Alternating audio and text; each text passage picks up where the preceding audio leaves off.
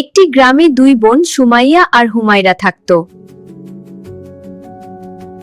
তারা খুব গরিব ছিল, তবুও একে অপরকে অনেক ভালোবাসত। একদিন তাদের মা শুধু একটি রুটি বানাতে পারলেন। মা, তোমরা দুজন ভাগ করে খাও।